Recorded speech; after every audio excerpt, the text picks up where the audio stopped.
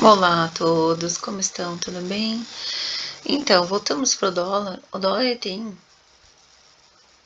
aqui uma estrutura de lateralização, mas ele está no microcanal.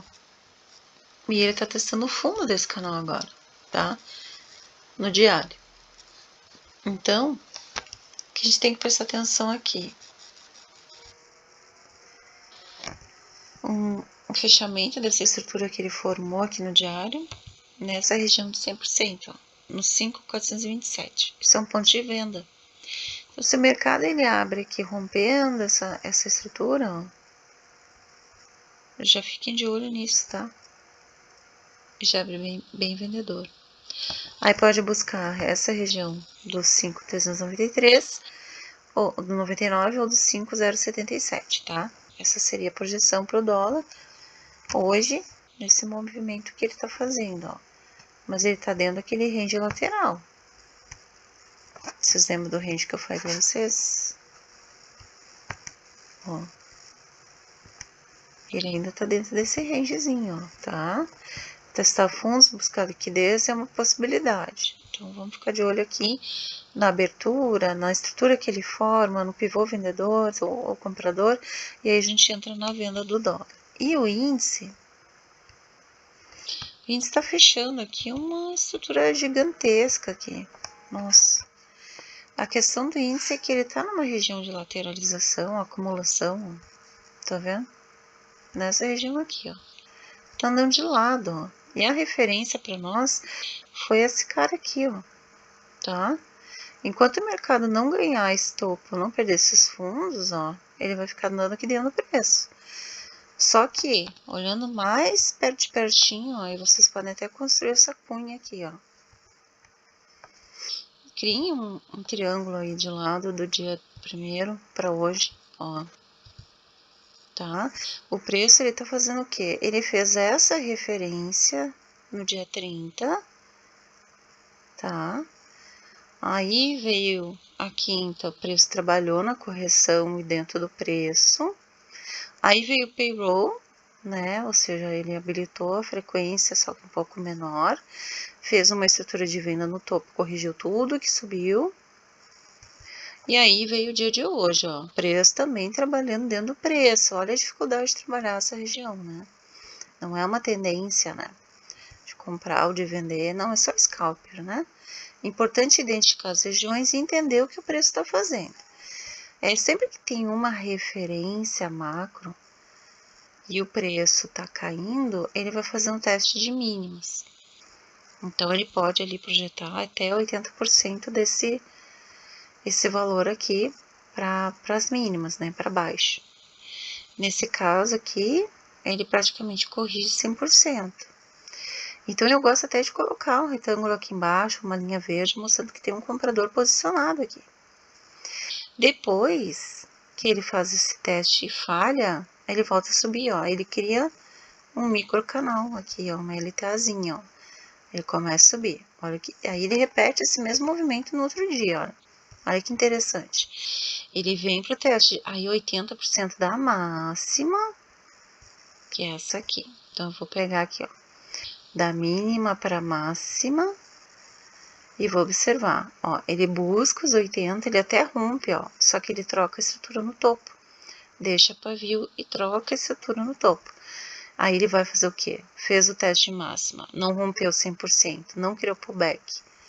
Porque o que seria o certo? Se ele fosse romper, ele rompe, volta para testar o rompimento e aí segue, né? Segue subindo, faz o padrão N. Como ele não fez isso, ele falha, né? O que a gente observa? Uma virada de mão. Então, aqui ele deixou uma estrutura em M, tá? Para alinhamento dos fundos. Não é o padrão ouro do M que a gente gosta, né? Mas ele deixou um padrão M aqui para alinhamento dos fundos. E aí ele busca aqui a região. Olha aqui. Ele praticamente vai, né? Um pouco além. Só que aí o que acontece no dia de hoje? Ele já abre ali com gap de alta. Ó, ele abre, faz o primeiro candle do dia vendedor, mostrando a presença do vendedor ainda nesse mercado. E aí, o que ele faz? Ele vem e busca aqui um barrão, né? Barrão comprador ali. Então, ele busca o quê? É aqui o que eu falo, ele tá fazendo teste mínimo e teste máximo, tá? Só que aí ele começa aqui nessa região, se eu for marcar, a referência agora é sempre o dia anterior, tá? Pro teste mínimo e teste máximo, que nem no diário. Pego o preço, pego a mínima e a máxima do dia anterior, ó. E observo que ele não teve força nem de no 80, ele foi no 70, ó. O comprador já tá meio fraco aqui, ó. Aí ele vira a mão na venda, novamente.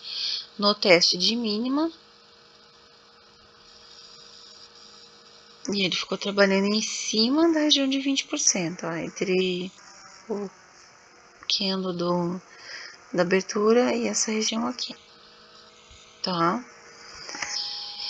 Então, como já tá bem comprimido o preço, ele precisa estourar, né? E aí que estão os cálculos aqui. Então, até vou falar para vocês fazerem isso no índice também. Criem essa cunha e observe onde o preço vai abrir. Se abrir no caixote de fechamento, se abrir no preço embaixo, tá? Nessa região de baixo, a gente tem alvos aqui, ó. A gente tem um comprador posicionado aqui, no 131.700, então, se ele abrir no preço e querer testar os 20% e furar, ó, ele pode vir aqui para baixo, e aí depois voltar a subir. É uma possibilidade, tá? É uma possibilidade. A segunda possibilidade é ele abrir aqui na região para pegar liquidez, tá? Abrir aqui como um falso rompimento da cunha, e aí ele faz aquela estrutura assim, e aí desce aqui rompendo reto, né? Aí tem que ver se tem alguma região de vácuo ali, mas eu acredito que aqui não tem. Então, ele vai descer aqui com venda institucional, tá? E uma outra forma seria ele já abrir aqui no preço e descer reto, fazendo os pullbacks, ó, vendedor, até pegando todos esses alvos aqui, tá? Então, temos aqui dois tipos de estrutura. Ele abre, testa rompimento de topo falso e desce, ou ele abre no preço e desce, tá? Caso ele abra em gap de baixa e nem perca essa região aqui do fechamento, aí ele vai buscar esses alvos aqui de cima, ó. Mas eu não sei, pelas notícias, né? Vamos ver o que vai ocorrer no dia, mas o mercado já sentiu isso aqui para uma queda, né? Então, ele tem esses alvos do índice. Aqui, ó, 131, 125, 130, região de bola, e 129, 314. Aí, quem gosta de fluxo, olha lá no Times in Trades, lá no livro de ofertas, o que está sendo colocado lá, quem é o vendedor e quem é o maior comprador do dia, tá bom? Seria isso a princípio, tá?